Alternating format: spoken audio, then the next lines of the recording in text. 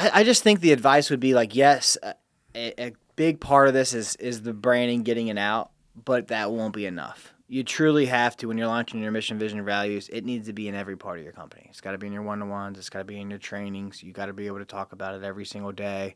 It needs to be in your recognition, annual review process, in your hiring. It truly is an injection in every part of your business.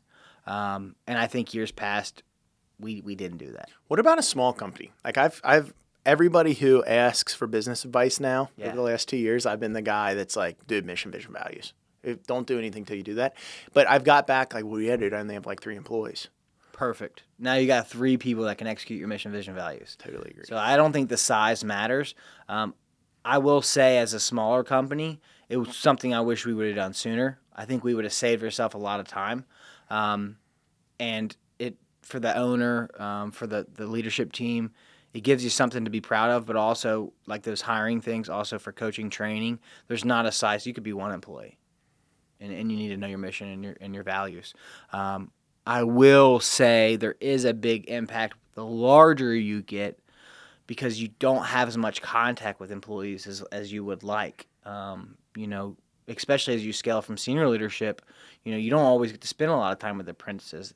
So I've noticed as we scale and we've grown larger, they're just as important as when you're smaller, but it's easier to be able to clearly state what they are and how you do them. Yeah, I think about it like from my mom and dad when they started the business.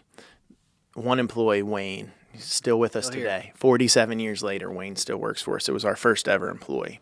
When it was Wayne and my parents, my dad was with Wayne every single day. He was like literally on the job with them every day. If Wayne didn't live out the values that we didn't have defined, but Dad had in his head of what Jolly's going to be, then you just tell him, hey, man, this ain't how we do it. This is how we do it, and very much.